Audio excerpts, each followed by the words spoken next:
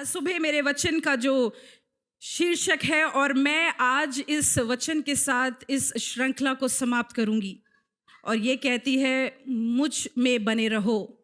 प्रभु यीशु मसीह कहते हैं तुम मुझ में बने रहो और हम इसके बारे में पाते हैं यूहन्ना रचित सुसमाचार उसके 15वें अध्याय और उसके पहले पद से लेके 11वें पद तक। मैं आज सुबह रिश्तों के बारे में बात कर रही हूँ मित्रों। हर रिश्ता इस संसार में हमारे लिए बहुत बेशकीमत होता है, लेकिन एक बहुत ही महत्वपूर्ण, एक बहुत ही गहरा, एक बहुत ही हमारे जीवन के जो मूलभूत आधार है, एक ऐसा संबंध के बारे में आज सुबह मैं बात कर रही हूँ। और वो संबंध हमारा प्रभु यीशु मसीह के साथ है, वो संबंध हमारा परमेश्वर के साथ है। साधारण रूप में अगर आप देखें तो आप ये जानेंगे कि मनुष्य बहुत ज़्यादा प्रयत्न करता है इस संसार के रिश्ते नातों को निभाने के लिए, है ना। भाई बहन एक दूसरे के साथ, पति पत्नी एक दूसरे के साथ, रिश्तेदार लोग एक दूसरे के साथ, हम अलग अलग स्तर पे अपने रिश्तों को एक दूसरे के साथ बनाने के लिए बहुत सा प्रयत्न करते हैं। कुछ रिश्ते हमें बहुत अच्छे लग जाते हैं तो हम उनमें ज़्यादा समय बिताते हैं। कुछ रिश्ते हमें समझ नहीं आते, अच्छे नहीं लगते तो हम इन्हें समय नहीं देना चाहते। कुछ रिश्ते हमारे लिए इतने पुराने हैं और वो इतने गहरे हैं कि हम उसमें और आगे बढ़ना चाहते हैं। कुछ रिश्ते जो पीछे जो नए हैं उनमें हम ज़्यादा ध्यान देना चाहते हैं। तो आज सुबह मैं रिश्तों के बारे में बात कर रही हूँ, लेकिन बहुत महत्वपूर्ण है हम सबों के लिए समझना कि अगर हम परमेश्वर में हैं, अगर हम ये जानते हैं कि परमेश्वर हमारा सृष्टि करता है, हमारा उसके साथ संबंध होना कितना ज़रूरी है। हाँ, ये आवश्यक है कि हमारा संबंध हमारे परिवार में होना चाहिए। हाँ, ये ज़रूरी है कि हमारा संबंध हम जो है अपने पड़ोसियों के साथ रखें, दूसरों के साथ रखें। हाँ, ये ज़रूरी है कि हमारे रिश्ते कलीसिया के अंदर एक दूसरे के साथ होने बहुत अच्छे हैं, लेकिन उससे बढ़कर उन सब चीज़ों से सबसे पहला जो संबंध और रिश्ता आता है वो हमारा रिश्ता परमेश्वर के साथ है, जो हमारे जीवन का सृष्टि करता है। और मनुष्य वहीं पर चूक जाता है। मनुष्य सब कुछ करने का प्रयास करता है, प्रयत्न करता है, लेकिन परमेश्वर जिसने उसकी सृष्टि करी कि वो उसके लिए जिए, उसके साथ संबंध नहीं रखता है। इसलिए मैं ऐसा कहती हूँ कि Christianity is a love relationship. किसी ने ऐसा कहा है, मैंने कहीं सुना है कि मसीहत जो है वो एक प्रेम का संबंध है। ये दिल का मामला है ना। किसी ने सुना है ये बात? मुझे बहुत अच्छा लगता है। ये दिल का मामला है क्योंकि ये दिल से दिल तक पहुँचने वाला एक रिश्ता है। आपको क्या कभी महसूस हुई है ये बात कि हम जल्दी से उस अध्याय को पढ़ने जा रहे हैं? आपने कभी महसूस किया है कि आप कितनी भी कोशिश कर लें, आप किसी एक व्यक्ति के दिल तक पहुंच नहीं सकते? मैं अपने प्रचार के बीच में कहीं घुस चुकी हूँ। मैं अभी शीर्षक में थी लेकिन बीच में जा चुकी हूँ, लेकिन मैं जैसे परमेश्वर अगुवाई कर रहा है वैसे बोलना चाहती हूँ। आपको क्या पता है कि आप एक व्यक्ति के दिल तक पहुँच नहीं सकते? क्या आपको पता है आप एक व्यक्ति का दिमाग पढ़ नहीं सकते हैं? हाँ, साइकोलॉजी बोलती है कि हम कर सकते हैं, लेकिन वास्तविकता में आप एक इंसान को पूरी रीति से जान नहीं सकते हैं। ये संभव नहीं है। लेकिन परमेश्वर आज हमको एक बात समझाना चाह रहा है और वो ये बताना चाह रहा है कि तुम मुझ में बने रहो। और जब तुम मुझ में बने रहोगे तो कुछ बातें हैं जो हमें परमेश्वर के वचन से परमेश्वर आज सुबह प्रकट करने जा रहा है। हमारे बाइबल का एक बहुत ही महत्वपूर्ण अध्याय है जो हमारे परमेश्वर के साथ प्रेम के संबंध को या परमेश्वर के प्रेम को इस मानव जाति के लिए बताता है। और हम सब उस अध्याय को जानते हैं, उस पद को जानते हैं। कौन सा? यूहन्ना 3:16। यूहन्ना 3:16। परमेश्वर ने क्या बोला? यीशु क्या कहते हैं? क्योंकि परमेश्वर ने जगत से ऐसा प्रेम किया। इसका मतलब प्रेम का निर्माण करने वाला परमेश्वर है। हम ये नहीं कह सकते कि मैं, है ना, कई लोग बोलते हैं कि आप इनके पास जाइए, ये आपको बताएंगे कि प्रेम कैसे करना है। कई लोग कोचिंग देते हैं इस चीज़ की। कई लोग किसी को बोलते हैं लव गुरु है, बोलते हैं। लेकिन सबसे पहला जो प्रेम का सिखाने वाला है वो परमेश्वर स्वयं है, क्योंकि उसने अपने एक लौते पुत्र को देखकर इस दुनिया को ये बताना चाहा कि मैं तुमसे प्रेम करता हूँ। इसलिए उसने अपना एक लौता पुत्र रख नहीं छोड़ा, ताकि जो कोई भी उस पर विश्वास करे वो क्या हो, उसमें भी आपकी ही भलाई है, वो नाश ना हो, क्या हो, अनंत जीवन पाए। तो ये हमारा एक प्रेम का संबंध है। मसीहत अगर वास्तविकता में हमें समझने की कोशिश करनी है, ये हमारा प्रेम का रिश्ता है जो एक मनुष्य का, एक मानव जाति के का परमेश्वर के साथ होता है, वो परमेश्वर के साथ का संबंध है। और आपको पता है ये जो किताब है, ये भी मैंने सुना है कि ये हमारी एक लव बुक है। ये this tells about the true love story, सबसे वास्तविक, एक कहानी नहीं, एक घटना जो हुई थी, एक वास्तविक बात जो हुई थी, एक प्रमाण है हमारे प्रेम का जो परमेश्वर ने हमको ये वचन देकर दिया है। तो इसलिए Bible tells us the complete understanding of love, परमेश्वर के प्रेम की पूरी बात समझाने की कोशिश करता है। लेकिन सच में एक बहुत दुखित सच्चाई यह है कि मनुष्य परमेश्वर के प्रेम को नहीं समझता। मनुष्य परमेश्वर के साथ एक रिश्ते में रहना नहीं चाहता। कौन है वो व्यक्ति? ये वो व्यक्ति है जो हमारे जीवन का स्रोत है। ये वो व्यक्ति है जिसने मानव जाति का निर्माण किया। ये वो है जिसने पूरी सृष्टि, जो सृष्टि का करता है। ये वो है जिसने हमें सब कुछ दिया है। और आपको पता है, ये हम ही लोग नहीं हैं। इस पूरी दुनिया में कोई भी कुल, कोई भी भाषा, कोई भी रंग, गरीब, अमीर, लड़का, लड़की, बुजुर्ग, बच्चा, सब लोग इस वास्तविकता से दूर हैं। सब लोगों ने परमेश्वर के साथ संबंध और प्रेम रखना, कोई भी धर्म का कोई क्यों ना होने पाए, परमेश्वर ने तो सब कुछ किया, लेकिन मनुष्य ने वापस में क्या किया है? एक रिश्ता नहीं निभाया है।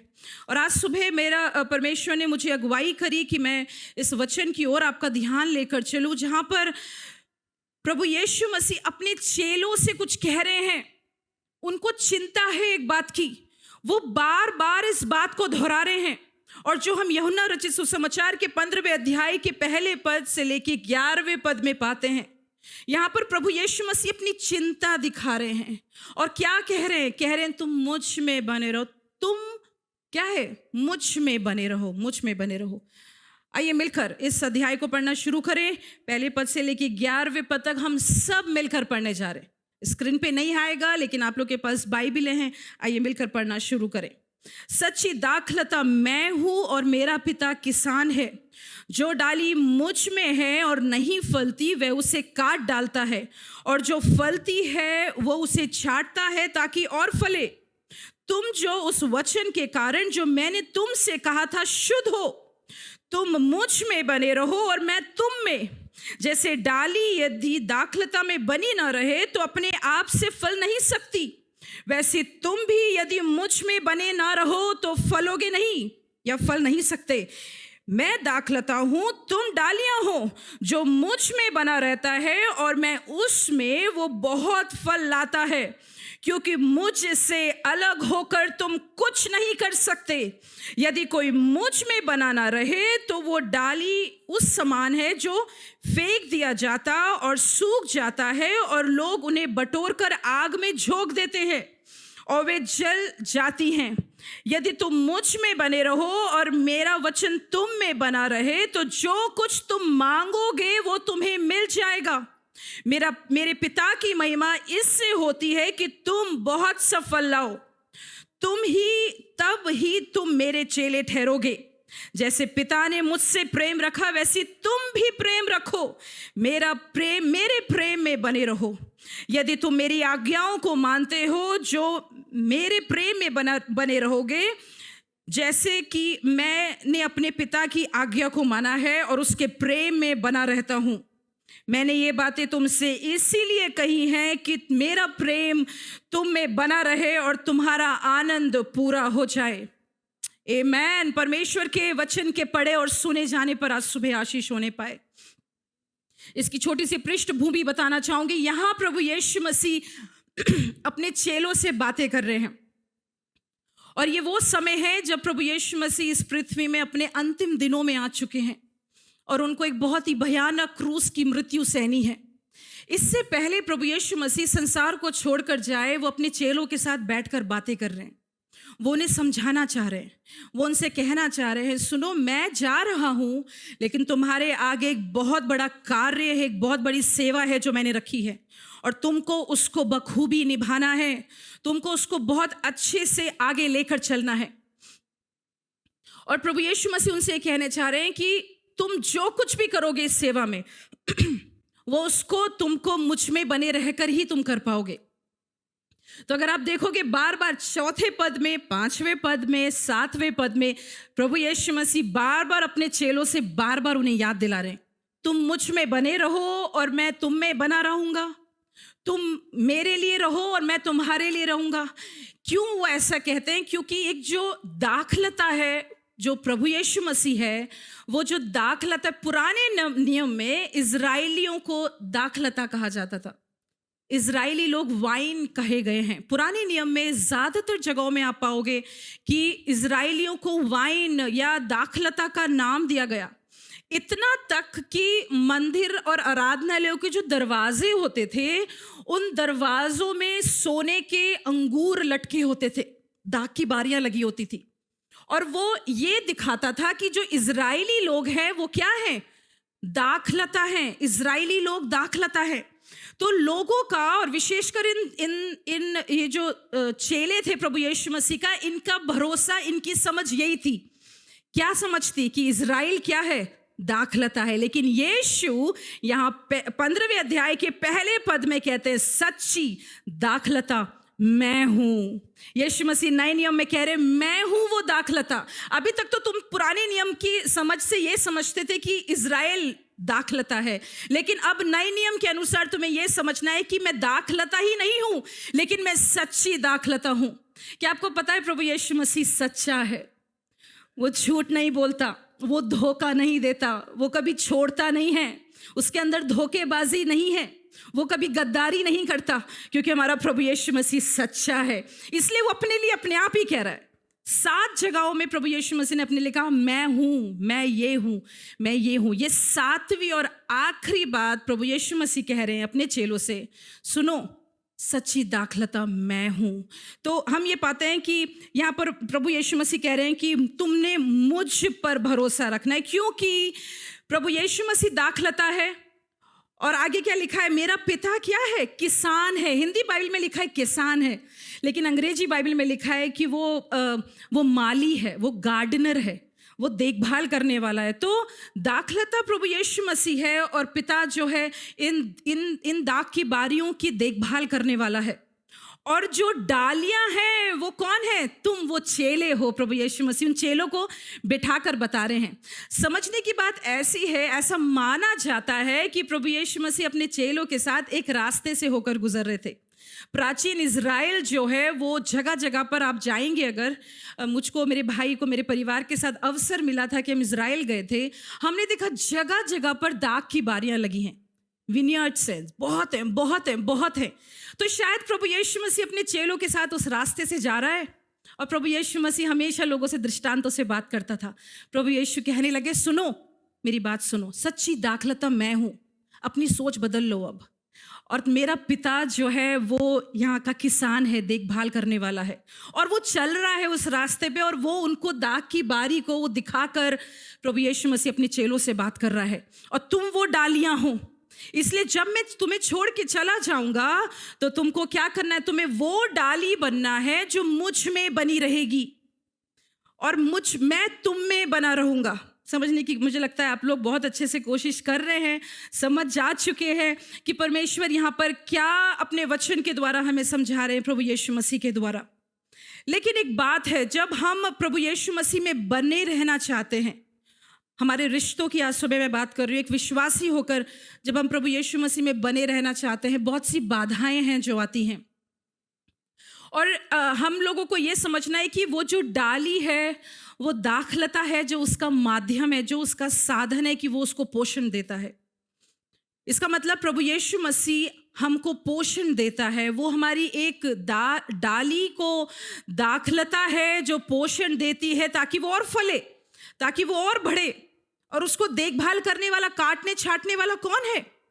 प्रभु यीशु मसीह का पिता परमेश्वर है, जो वो किसान है जो देखभाल करता है। तो यहाँ पर देखिए प्रभु यीशु मसीह बता रहे हैं कि तुम मुझ में बने रहो और मैं तुम में बना रहूंगा। लेकिन जब हम उसमें बने रहने की बात करते हैं और जब हम उस संबंध में प्रभु यीशु मसीह के साथ चलना शुरू करते हैं, जिस दिन से हम अपना जीवन प्रभु यीशु मसीह को देते हैं, कुछ बाधाएं हैं। मैं बोलती हूँ कुछ बाधाएं नहीं आती हैं, बहुत सी बाधाएं आती हैं। मसीही जीवन जीना बहुत कठिन एक जीवन है। हाँ, साधु सुंदर जी ने ऐसा बोला है, कैसा है गर यीशु को अपना कहना जैसे कांटों की राहों पर चलना। बड़ा कठिन जीवन है जिस दिन आप प्रभु यीशु मसीह को अपना जीवन देते हैं।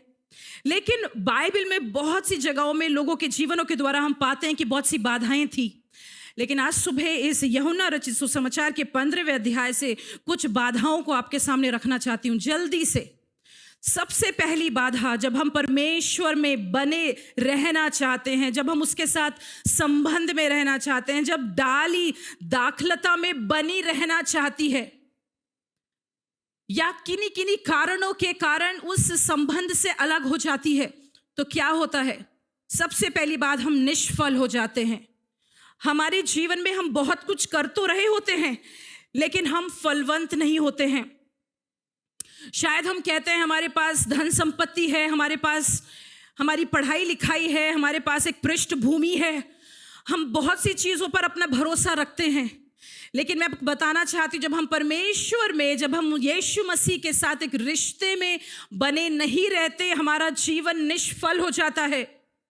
और पुराने नियम में आप देखिए, जब भी लोगों ने अपने जीवन में कुछ करने की कोशिश करी वो निष्फल हुए, लेकिन जब उन्होंने परमेश्वर की ओर अपना मुंह मोड़ा तो युद्ध में उनको विजय मिली। परमेश्वर ने उनके जीवन में कार्य किया। बांझ स्त्री को परमेश्वर ने बच्चा दे दिया, फलवंत किया।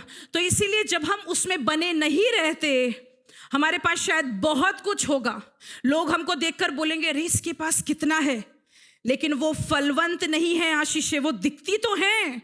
कभी आपने वो झाड़ें देखी हैं जो सड़क के कोने में होती है, उसमें फल लटके होते हैं? बचपन में मुझे बहुत शौक था कि मैं उसको तोड़ के खाऊं। मेरे पिताजी मुझे डांटते थे, अरे ये जंगली है, ये अच्छा नहीं है, तबीयत ठीक खराब हो जाएगी तुम्हारी। तो वो दिखते हैं फल लटके किन्हीं किन्हीं पेड़ों पे, आपने देखा है, लेकिन वो जंगली होते हैं, उन्हें हम खा नहीं सकते हैं। आज मसीह जीवन में भी कई बार हमारे साथ ऐसा होता है, जब हम परमेश्वर के साथ एक गहरे संबंध में बने नहीं रहते, हम निष्फल हो जाते हैं। दूसरी बात, हम हमारी अक्षमता, हमारी इनएबिलिटी हो जाती है। क्षमा करें, मुझे अंग्रेजी में वो शब्द पता था, हिंदी में बोलना नहीं आया। अक्षमता हमारी क्या होती है कि हम, जो हमारे अंदर जो क्षमता होती है कि हम फल लाए, वो क्षमता हमारे अंदर से चली जाती है, या हम असमर्थ हो जाते हैं, या हम अयोग्य हो जाते हैं। फिलिपियों की पत्री उसके 4 अध्याय के 3 पद में क्या बोल रहा है पौलुस ऐसा कहता है, जो मुझे सामर्थ देता है उसमें होकर मैं सब कुछ कर सकता हूं। इसका मतलब अगर हम प्रभु यीशु मसीह में बने नहीं रहते हैं तो हम कुछ भी नहीं कर सकते। पौलुस क्या कहता है, अगर तुम मुझ में, अगर मैं मसीह में होकर मैं सब कुछ कर सकता हूँ, लेकिन अगर आप मसीह से अलग हट जाते हैं तो आप कुछ भी नहीं कर सकते हैं। इसका मतलब चाहे आप कितना भी कुछ करने की कोशिश करें, आप असक्षम हैं, या आपके अंदर क्षमता नहीं है, वो एबिलिटी नहीं है। मूसा ने क्या बोला? मूसा ने बोला मैं बोल नहीं सकता। निर्गमन की पुस्तक उसके 4 अध्याय के 10 पद से लेके 12वें पद तक वो प्रभु यीशु मसीह परमेश्वर को क्या बोल रहा है? परमेश्वर को बोलता है मैं बोलने में निपुण नहीं हूं, मैं बोल नहीं सकता हूं। तब परमेश्वर ने उसको बोला मैं तेरे साथ हूं, मैं तुझ पर अनुग्रह करूंगा। इसका मतलब जब हम परमेश्वर से हटकर कुछ करना चाहते हैं तो हमारे अंदर वो क्षमता और वो शक्ति नहीं होती। तीसरी बात, हम बेकार हो जाते हैं। जब हम 6ठे पद में देखें तो वहां कैसा लिखा है कि वो डाली जो दाखलता में बनी नहीं रहती, वो फेंक दी जाती है, वो सूख जाती है, वो आग में झोंकी जाती है, वो जला दी जाती है। आप दुर्दशा देख रहे हैं यहाँ पर, कितनी दुर्दशा है जब हम परमेश्वर में रिश्तों में बने नहीं रहते, जब हम परमेश्वर के साथ उस गहरे संबंध में बने नहीं रहते। आज सुबह मैं एक मसीह की देह से बात कर रही हूँ जो शायद परमेश्वर के साथ चल रहा है। शायद आप प्रार्थना करते हैं, शायद आप उपवास रखते हैं, शायद आप वचन पढ़ते हैं, शायद आप अपना दशमांश देते हैं, लेकिन आज सुबह कलीसिया समय आ गया है कि हम एक अगले स्तर पे चले जाए, एक गहरे रिश्ते में चले जाए जहां से वापस आना संभव ना हो। इतना दूर उसके साथ चले जाए जहां से उल्टा मुड़कर फिर वापस ना आए। आज आप मेरे साथ हैं सुबह के समय, आमीन। हमको एक ऐसा संबंध परमेश्वर हमसे उम्मीद कर रहा है जब प्रभु यीशु मसीह अपने चेलों से बात कर रहा है तो उसका एक मकसद था, उसका एक कारण था, और वो क्या चाहता था कि उसके लोग, उसकी संतान, उसके जो चेले हैं, हम प्रभु यीशु मसीह के चेले हैं, हम उसमें बने रहें। तो क्या होता है, वो बेकार हो जाता है। जब हम प्रभु यीशु मसीह में बने नहीं रहते तो हम सूख जाते हैं, हमारा जीवन फल नहीं लाता, फिर वो आग में झोंक दिया जाता है। एक दृष्टांत के रूप में, एक रूपक के रूप में प्रभु यीशु मसीह अपने चेलों से बातें कर रहे हैं। चौथी बात, वो बेजवाब हो जाता है, बेजवाब। आइए 7वें पद को देखते हैं, परमेश्वर का वचन में क्या लिखा है। 7वें पद में क्या लिखा है, यदि तुम मुझ में बने रहो, मेरा वचन तुम में बना रहे, तो तुम जो कुछ भी मांगोगे वो तुम्हारे लिए हो जाएगा। इसका मतलब आप जो कुछ भी मांगने की कोशिश करेंगे, अगर आप प्रभु यीशु मसीह में नहीं है तो नहीं मिलेगा, हमें नहीं मिलेगा। इसलिए कई बार ऐसा होता है, हम कितनी प्रार्थनाएं करते हैं, इतना उपवास करते हैं, हम पास्टर से भी प्रार्थना करवाते हैं, हम मीटिंग्स में भी जाते हैं, हम कन्वेंशंस में भी जाते हैं, हम जिससे भी मिलते हैं उससे भी बोलते हैं प्रार्थना करिए, मेरे लिए प्रार्थना करिए, लेकिन जवाब नहीं आ रहा है, उत्तर नहीं आ रहा है प्रार्थनाओं का, कुछ हो ही नहीं रहा है, प्रभु शांत बैठा है। बताइए क्यों है? क्योंकि आपका संबंध परमेश्वर के साथ नहीं है। सिर्फ हमारा ही नहीं, लेकिन प्रभु यीशु मसीह के कहलाए जाने वाले लोगों का संबंध प्रभु यीशु मसीह के साथ नहीं है। चौथी बात, अपमान का सामना हम करते हैं। कैसे अपमान मिलता है? 8वें पद में देखिए वहां क्या लिखा है। वहां लिखा है, मेरे पिता की महिमा इसी से होती है कि तुम फल लाओ। तो जब हम परमेश्वर में बने नहीं रहते, हम फल नहीं लाते, परमेश्वर पिता को महिमा नहीं मिलती। और वो ऐसा परमेश्वर है जो अपनी महिमा ढूंढता है, वो अपना आदर और अपना सम्मान देखना चाहता है। तो हम लोग सचमुच में एक अपमान का, डिसग्रेस, हम एक अपमानित जीवन जी रहे हैं। किसको अच्छा लगता है अपमान में जीना? किसको अच्छा लगता है शर्मिंदगी में जीना? हम अपने आप अपनी शर्मिंदगी का कारण हैं। आपको पता है, मसीह की देह पूरे विश्व भर में, ये मेरी कलीसिया के लिए नहीं है, लेकिन ये सामान्य सब लोगों के लिए कहना चाहती हूं, मसीह की देह कलीसियाएं आज अपमान का सामना कर रही हैं, क्योंकि उन्होंने परमेश्वर को अपने जीवन में वो प्रथम स्थान नहीं दिया है। कलीसियाओं में परमेश्वर उपस्थित या उसके कार्य उपस्थित नहीं है, वो परमेश्वर में नहीं बने हुए हैं और परमेश्वर उनमें बना हुआ नहीं है। और जब वो फल नहीं लाते, जब उनके कार्य लोगों के सामने प्रकट नहीं होते, तो क्या होता है? परमेश्वर के नाम की निंदा होती है, परमेश्वर को महिमा नहीं मिलती, और इसलिए हम अपमान का सामना करते हैं। तो क्योंकि हम परमेश्वर में नहीं होते तो हम अपमान का सामना करते हैं। आइए, परमेश्वर में होना, आज सुबह हमारे लिए बहुत चुनौतियां हैं हमारे सामने जो रखी गई हैं। हम में से कोई नहीं चाहता कि हम इन बाधाओं का सामना करें। जब प्रभु यीशु मसीह हमारी दाखलता है और हम उसकी डालियां हैं और हमारा परमेश्वर वो हमारा किसान है, हम नहीं चाहते कि हम इन बाधाओं का सामना करें। अनाज्ञाकारिता एक सबसे बड़ी परेशानी।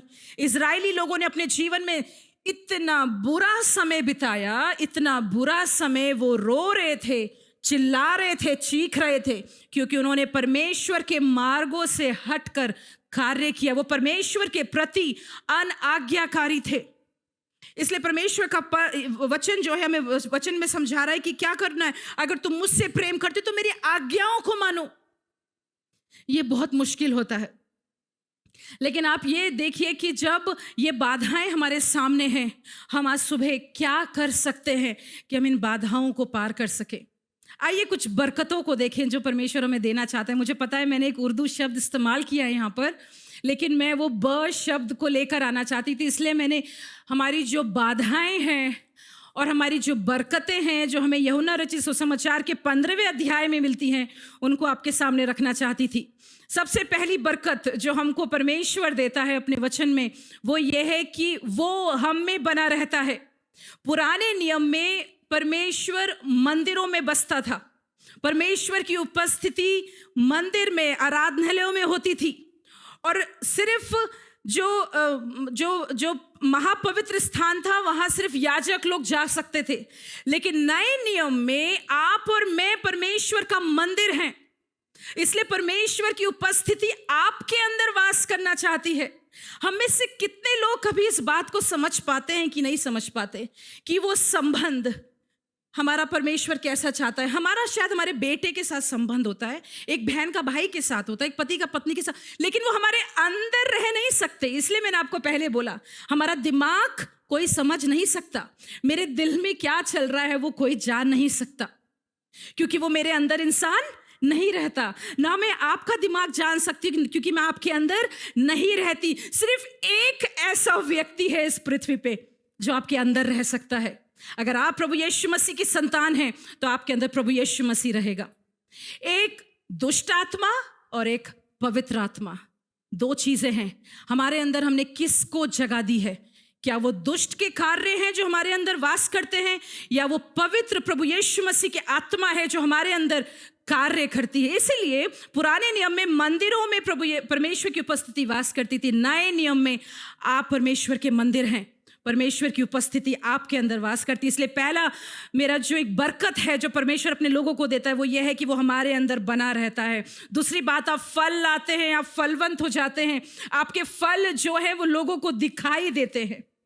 आपको पता है कि हमारे फल हमारे अच्छे भले कामों से नहीं दिखते, लेकिन हमारे फल तब दिखते हैं जब हम परमेश्वर के नाम की बढ़ाई करते हैं। दुनिया में कई लोग पुण्य के काम करते हैं, दुनिया में बहुत से लोग, अमीर लोग बहुत से बड़े बड़े काम कर रहे हैं, अच्छे काम, लेकिन वचन क्या कहता है? तुम्हारे धार्मिकता के काम, तुम्हारे धर्म के काम मैले चिथड़ों के समान हैं, उनकी कोई कीमत नहीं है। हमारे अच्छे कामों की कोई भी कीमत नहीं है। कई बार हम बहुत कोशिश करते हैं, हम बहुत अच्छा करें परमेश्वर के लिए, लेकिन हमारे जो आत्मा के फल जो हमारे अंदर पाए जाते हैं, जो पवित्र आत्मा हमारे अंदर रहती है, उसके द्वारा जो फल उत्पन्न होते हैं, परमेश्वर उससे प्रसन्न होता है। परमेश्वर उनको हमारे अंदर देखना चाहता है, सिर्फ हमारे बाहरी कार्य नहीं। पुराने नियम में क्या होता था? बाहर से लोग करते थे। आज भी कई लोग ऐसे करते हैं, बाहरी चीजें, वो जरूरी हैं, लेकिन वो हमारी प्रेम को परमेश्वर के लिए पूर्ण रीति से प्रकट नहीं करते, ना उससे परमेश्वर की महिमा पूर्ण रीति से लोगों के सामने प्रकट होती है। तो हम लोगों को एक फलवंत मसीह जीवन बिताना है। आप में से लोग कितने से लोग समझ पा रहे हैं कि अगर आप फलवंत हैं, परमेश्वर आपको आशीष देगा, आपके परिवार को आशीष देगा, आपकी पीढ़ी को आशीष देगा, आपके आने वाली पीढ़ी से पीढ़ी तक उसकी भलाइयां। वचन क्या कहता है? वो विश्वास योग्य है पीढ़ी से पीढ़ी तक। उसके लिए आपको फलवंत होना पड़ेगा, वो फल आगे दूसरे तक पहुंचने हैं। तो इसलिए आत्मा के फल, जिसको हम गलातियों की पुस्तक उसके 5वें अध्याय में पढ़ते हैं, हमारे जीवनों में होना बहुत जरूरी है। तीसरी बात, हमारी प्रार्थना सुनी जाती है। 7वें पद में क्या लिखा? यदि तुम मुझ में बने रहो, मेरा वचन तुम में बना रहे, तो जो कुछ तुम मांगोगे वो तुम्हारे लिए हो जाएगा। आज सुबह कौन लोग विश्वास करना चाहते हैं मेरे साथ? मैं जो कुछ भी परमेश्वर से मांगूंगा। आपको पता है, जब आप एक रिश्ते में किसी के साथ होते हैं, शायद आपका परिवार के साथ होगा, शायद आपका दूसरे लोगों के साथ होगा, शायद आपका कलीसिया में लोगों के साथ होगा, लेकिन वो इंसान आपके लिए सब कुछ नहीं कर सकता। क्या वो आपके लिए सब कुछ कर सकता है जो आप चाहते हैं? क्या आपके दिल की वो सारी मुरादों इच्छाओं को पूरा कर सकता है? वो नहीं कर सकता। लेकिन प्रभु यीशु मसीह का वचन हमसे कह रहा है, वो क्या करेगा? अगर मेरा वचन तुम में बना रहे, तुम जो कुछ भी, मुझे बहुत अच्छी लगी बात, जो चाहे मांगो, खुल के मांगो। किससे मांग रहे हैं हम? अपने पिता से मांग रहे हैं। आपको खुल के मांगने का हक है, क्योंकि वो आपका पिता है और आपकी संतान है। वो आपको देगा, वो आपको दे सकता है। 5वीं बात जो हम पढ़ते हैं, उससे पिता की महिमा होती है। कलीसिया, आज सुबह आप लोगों से सच में कहना चाहती हूँ, आइए परमेश्वर की महिमा के लिए जिए। इस चीज के ऊपर मेरे मन में बहुत ज्यादा बोझ है कि जब हम परमेश्वर के साथ एक रिश्ते में रहना चाहते हैं, हमें परमेश्वर की महिमा को प्रकट करना है। कई बार हम सोचते हैं, अगर हम अपने घर में प्रार्थना कराते हैं, अगर हम दशवांश देते हैं, अगर हम कलीसिया में आते हैं, अगर हम अपने हाथ उठाते हैं, सिर्फ ये सब चीजें काफी नहीं है। हमको परमेश्वर के चेले होकर परमेश्वर की उस रोशनी को दूसरों तक पहुंचाना है। हमको वो साधन बनना है ताकि हम प्रभु यीशु मसीह को लोगों तक पहुंचा सके। तब उससे उसके पिता की महिमा होगी, क्योंकि प्रभु यीशु मसीह अपने पिता की महिमा करने के लिए कार्य करता था इस संसार में। जितने समय भी प्रभु यीशु मसीह संसार में रहे, वो अपनी पिता की महिमा करने के लिए कार्यों को करते थे। इसीलिए आपका जीवन, आपका समर्पण, आपकी गवाहियाँ, आप जो परमेश्वर के राज्य के लिए कार्य करते हैं, जो आप लाइफ ब्रिज के लिए कार्य करते हैं, जो आप परमेश्वर के लिए कार्य करते हैं, उन सब के द्वारा परमेश्वर के नाम को महिमा मिलती है। वो हमारे लिए बहुत ज़रूरी है। और फिर पांचवी बात, जो बरकत परमेश्वर हमें देना चाहता है, वो क्या होती है? हमें पूर्ण आनंद मिल जाता है। आखिरी पद, 11वां पद क्या लिखा है? मैंने ये बात तुमसे इसलिए कही ताकि मेरा आनंद तुम में बना रहे और तुम्हारा आनंद पूरा हो जाए। इस संसार में तुम्हें आनंद नहीं मिलेगा। कई बार आपको दुख उठाना पड़ेगा, क्लेश होगा, दुख होगा, शर्मिंदगी सहनी पड़ेगी, बहुत सी चीज़ें होंगी, लेकिन प्रभु यीशु मसीह का वचन कह रहा है कि तुमको पूरी रीति से अपना पूर्ण आनंद परमेश्वर में पाने के लिए हमको अपना जीवन प्रभु यीशु मसीह के साथ एक गहरे रिश्ते में बिताना है। वो बहुत ज़रूरी है हमारे लिए। हम कैसे परमेश्वर की आशीषों को अपने जीवन में पा सकते हैं?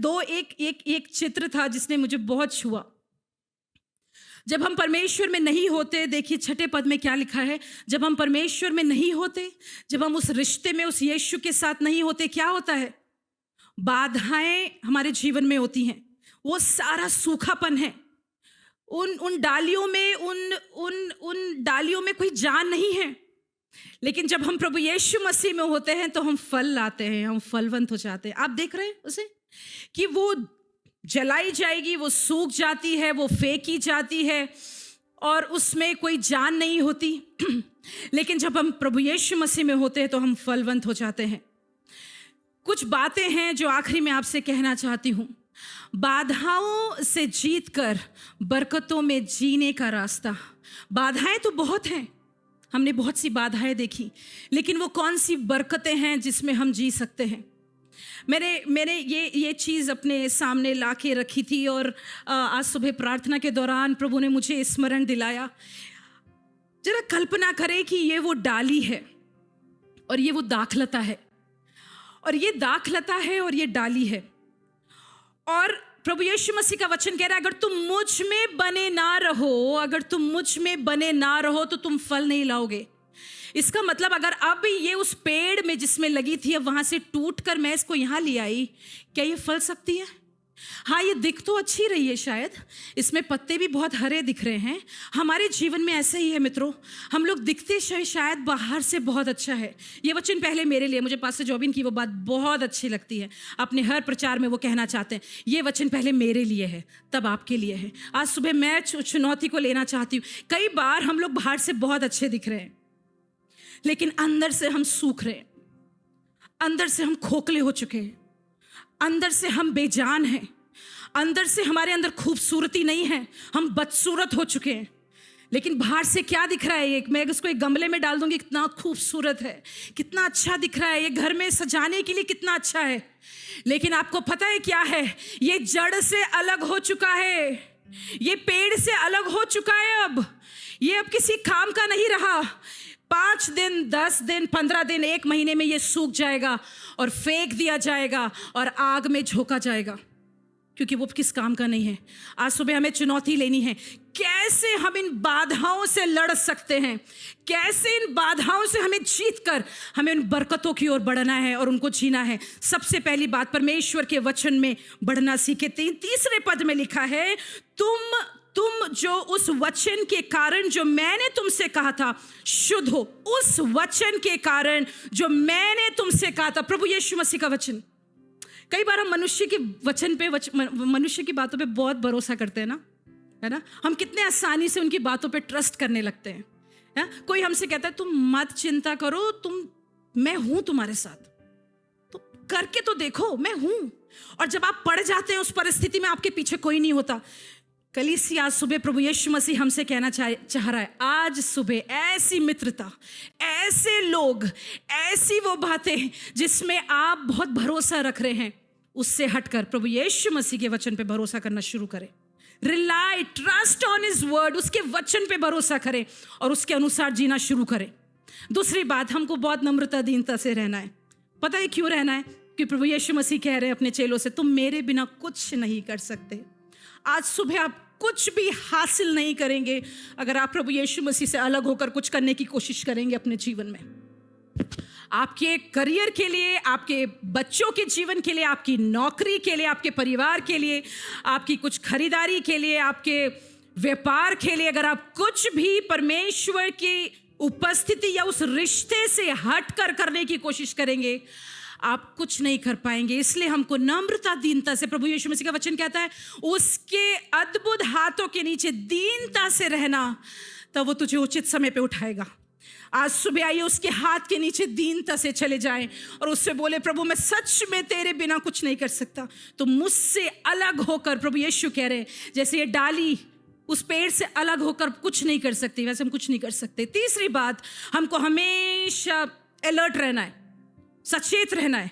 क्या सचेत किस चीज़ के लिए रहना है? कि हम कहीं सूख तो नहीं रहे अपने आत्मिक जीवन में, कहीं ऐसी कोई बात तो नहीं है?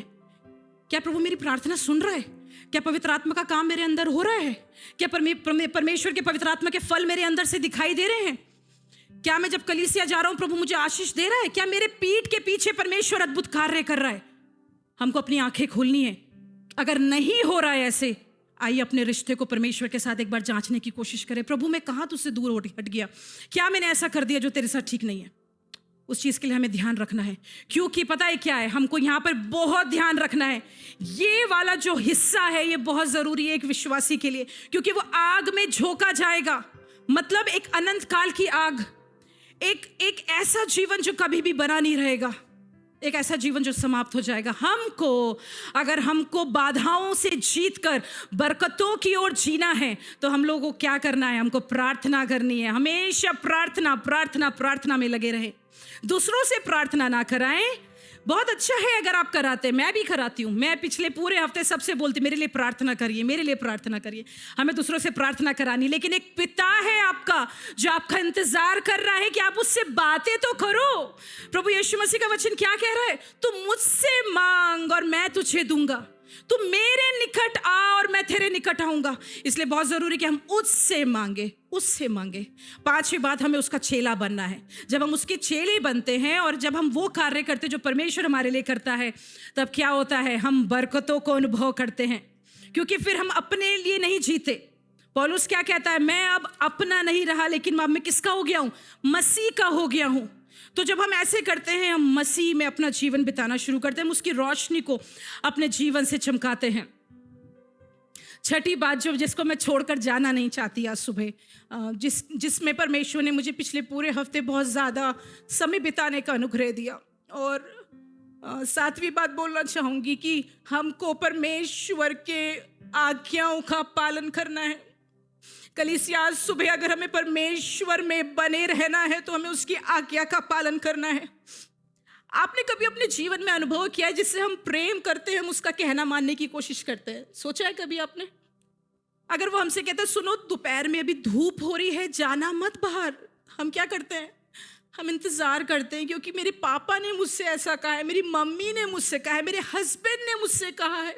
जब हमसे कोई प्रेम करता है और हम उसका कहना मानना चाहते हैं, कलीसिया बताना चाहते हैं, एक परमेश्वर है जिसने आपसे बहुत प्रेम किया और वो चाहता है कि आप उसका कहना माने।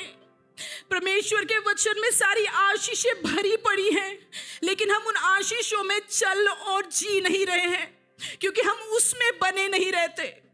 थोड़ी सी आंधी इधर चली, हम इधर गिरने लगते हैं, थोड़ी सी आंधी उधर से चली, हम उधर गिरने लग जाते हैं। लेकिन हमारी जड़ें उस यीशु में मजबूत नहीं है, वो फर्म फाउंडेशन, वो हमारी एक ऐसी बुनियाद जो कभी हिलेगी नहीं। उस रिश्ते में हमें प्रभु यीशु मसीह के साथ आना है, उसका कहना माने, हर बातों में उसका कहना माने, आनंदित रहे। पौलुस कहता है फिलिप्पी की पत्री उसके 4 अध्याय के 4 पद में, मसीह में सदा आनंदित रहो। मैं फिर कहता हूं, आनंदित रहे।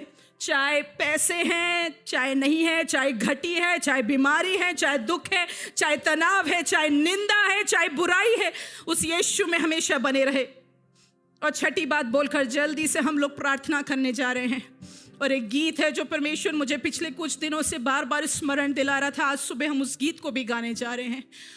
और छठी बात यह है कि तुम मुझसे प्रेम करो। प्रभु यीशु मसीह कह रहे हैं, तुम मुझसे प्रेम करो। मत्ती रचित सुसमाचार उसके 22वें अध्याय के 37वें पद में ऐसा लिखा है कि तुम क्या करो, अपने परमेश्वर से, अपनी पूरी बुद्धि से, अपनी पूरी शक्ति से, अपने पूरे प्राण से, अपने पूरे ज्ञान से उससे प्रेम रखो। जो कुछ भी तुम्हारे अंदर है उससे प्रेम रखो। कितनी बार होता है कि हम कितनी ज्यादा निंदा का सामना करते हैं। कई बार हम प्रेम को इस संसार में पाने के लिए, प्रेम पाने के लिए, हम क्या करते हैं? कई बार हम एक रिश्ता चाहते हैं, एक इंसान से प्रेम पाने के लिए हम टूटापन का सामना करते हैं, हम अकेले हो जाते हैं, हम तिरस्कार का सामना करते हैं, हमारा शायद कभी कभी अहम भी गिर जाता है क्योंकि हम प्यार पाना चाहते हैं, हम लोगों के पीछे दौड़ रहे हैं, हम अपनी इज्जत खो बैठते हैं, हम लोगों का समय चाहते हैं, बस लोग कोई हमको देख ले, कोई मेरे पास बैठ जाए, हम ऐसा चाहते हैं। और उस सब के पीछे पीछे पीछे करते करते हम ये भूल जाते हैं कि हमने अपना मूल्य खो दिया है, हमारी अब कोई कीमत नहीं रही, सामने वाला इंसान हमें अब कुछ नहीं समझता क्योंकि वो हमको कुछ नहीं मानता। हम अविश्वास योग्यता का सामना करते हैं, हमारी ठट्टा मजाक होती है, लोग हमें चोट पहुंचाते हैं, लोग हमारा अनादर करते हैं, लोग हमारी बुराई करते हैं, लोग हमको मूर्ख बनाते हैं। यही करता है ना संसार हमारे साथ यही करता है। लोग हमारे पीठ के पीछे झूठ बोलते हैं और शत्रु का भी यही काम है। लेकिन आज सुबह प्रभु यीशु मसीह वचन में कहना चाह रहे, यदि तुम मुझ में बने रहते हो और मेरा वचन तुम में बना रहता है। और 9वां पद कहता है, जैसे पिता ने मुझसे प्रेम रखा वैसी मैं भी तुमसे प्रेम रखता हूं। आज सुबह हमें किसका प्रेम चाहिए है? प्रभु यीशु मसीह हमसे कह रहे हैं, मैं तुमसे प्रेम रखता हूं और इसलिए तुम मेरे प्रेम में बने रहो। कलीसिया, सुबह हम रिश्तों की, संबंधों की बात कर रहे हैं। आइए परमेश्वर के प्रेम में थोड़ा गहरा चले जाएं।